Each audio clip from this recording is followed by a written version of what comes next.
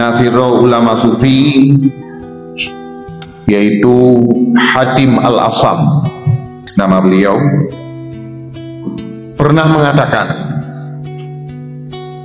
arba'atun la ya'rifuha illa arba'ah.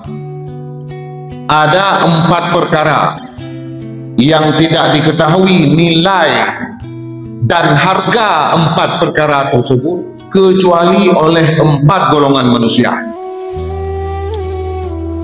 Yang pertama, perkara pertama yaitu asyabab, la ya'rifu qadrahu illa syuyuh. Tidak akan mengetahui nilai dan harga dari masa muda ini kecuali oleh orang yang sudah tua. Tanya Mia berpikir secara normal ketika Tuhan memiliki kecenderungan untuk bertawad pada Allah Subhanahu wa taala. Karenakah muncul kesadaran. Tetapi ketika kita nyo Tuhan, nyo tenaga kita nyo dan kesempatan bagi kita nyo untuk kita lakukan ubudiyah kepada Allah terbatas. Bisa dalam bulan Ramadan naga adakan acara qiyamul lail, udip malam dengan sembahyang tasbih dan segala macam. Le kita nyo yang kau mu lanjut hai dah tele lebih ya. Le orang yang mentang muda kerja ingin le kita nyo untuk tadbir, tak ikuti acara-acara keagamaan untuk memperbaiki ibadat kita nyo. Tetapi kesempatan bagi kita nyo terbatas. Baru nayu dalam hati kita nyo bahwasanya masa mudanya cukup berharga. Hana guna le, karena han mungkin le kita nyoba masanya untuk tak kembali kepada masa muda. Kemudian disampaikan oleh Hatim Al-Asam, wala ya'rifu qadral afiyah illa ahlul bala. Kehidupan dalam keadaan sejahtera, aman, tidak akan mengetahui nilai dan harga keamanan dan kenyamanan tersebut kecuali oleh orang yang sedang mengalami ujian.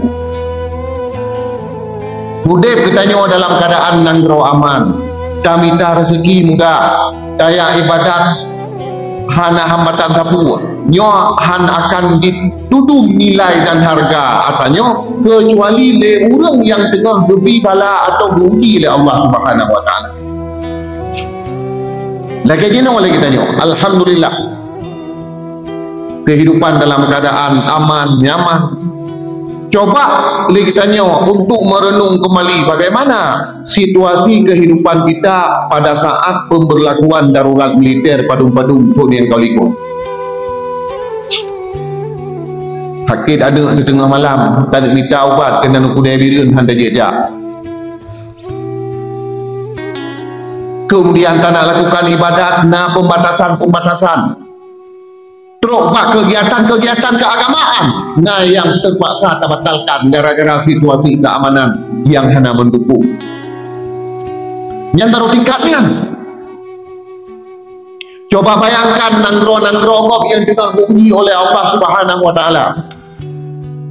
Contoh seperti kehidupan masyarakat Gaza, Palestina juga.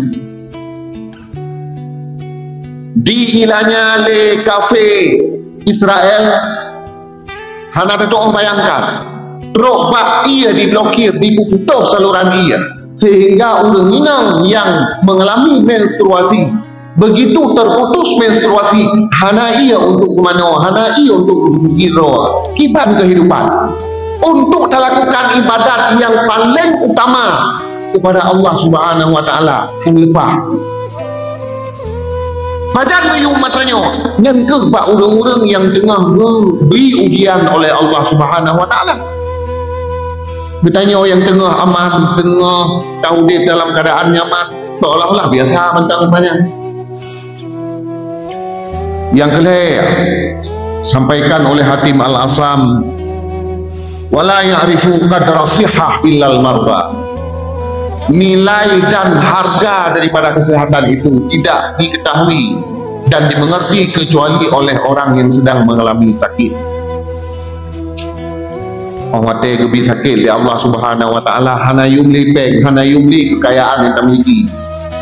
Kekayaan miliaran yang tamiliki dia kita nyo. Hawa tu si kameng hanta yo betul pi. Ya tu tak kolesterol.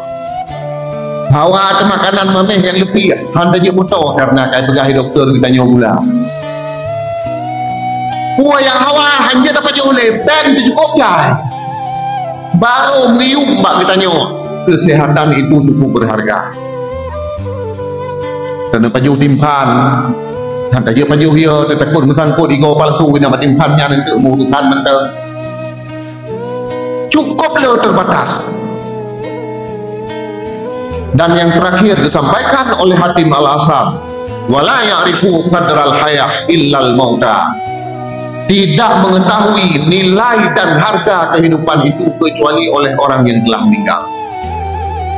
Orang yang akan meninggal dunia dumohon ma Allah Subhanahu wa taala. Ini aku sampaikan dalam hadis. Bak figura Rasulullah sallallahu alaihi wasallam berjalan bersama sahabatnya lantas melewati kuburan. Sahabat bertanya, "Siapa yang dikuburkan di situ ya Rasulullah?" Dijawab oleh Rasulullah, "Fulan bin Fulan," dengan disebut nama. Lantas sahabat bertanya, "Orang yang sudah meninggal dunia, apa yang diinginkan sekarang ya Rasulullah?" Dijawab oleh Rasulullah SAW, yang paling diinginkan oleh orang yang sudah meninggal dunia ketika ia sampai dalam kubur adalah agar dikembalikan dia ke dunia cuma beberapa saat saja, asal memuat sembahyang 2 rakaat saja itu sudah cukup.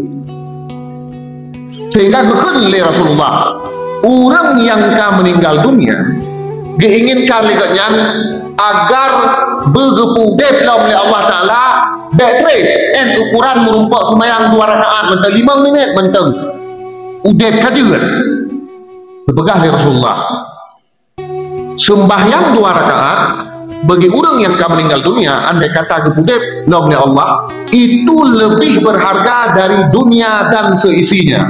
Hana gepu lain yang gepu dep oleh Allah Ta'ala mengingat mentang yang kena lakukan adalah sembahyang 2 rakaat yang cukup bernilai dan bersedekah karena kagakalan pahala 2 boh amalannya luar biasa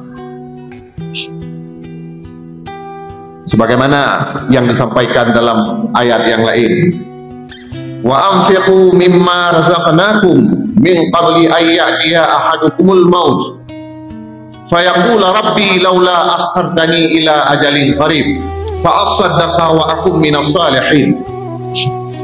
Orang yang berada dalam sakratul maut disampaikan dalam ayatnya, dan berilah sumbanglah dari harta yang kalian miliki itu pada jalan Allah sebelum datang kepada kamu kematian, sebelum datang ajal kamu. Ketika datang ajal kamu dan kamu berada dalam sakratul maut, kamu akan mengatakan, Rabbi laula akhartani ila ajalin qarib. Ya Allah, mengapa engkau tidak mengundurkan ajal saya beberapa saat saja? Fa'asaddaqa, maka jika engkau mengundurkan, menunda pencabutan nyawa saya beberapa saat saja, fa'asaddaqa, maka saya akan bersedekah, wa akum minas salihin, dan saya akan menjadi orang-orang yang saleh. Allah menjawab, wala yuakhirallahu nafsan idza jaa ajaluha. Ketika tiba masa pencabutan nyawa, Allah tidak akan mengundurkan satu detik pun. Wallahu khabirum bima ta'malun, dan Allah lebih mengetahui dengan apa yang kamu sembunyikan dalam hati kamu. Jadi demikianlah penjelasan tentang bernilainya macam buno yang hana dituduh nilai kecuali di berdraura. Maka kita tanya saat jenuh mantang na diberi umur oleh Allah Subhanahu wa taala kan mati udip berarti mantang tak temung kecap nikmat kehidupan. Kemudian kita tanya dalam keadaan sehat, kita tanya tahu deh dino dalam kondisi yang normal, aman nanggro, nyaman lakukan ibadat, aman dari minta rezeki. Meskipun kita nyokan mandung tengah muda, tetapi mantang relatif na tenaga untuk lakukan ibadat-ibadat dan berbagai kebaikan. Maka oleh karenanya sebelum tiba waktu yang dijanjikan oleh Allah Subhanahu wa taala untuk tawa kepada Allah. Marilah kita nyawa untuk meningkatkan ubudiyah kita nyawa kepada Allah, untuk kita curahkan kemampuan kita nyawa agar kita nyawa baik menjadi orang yang menyesal di kemudian hari.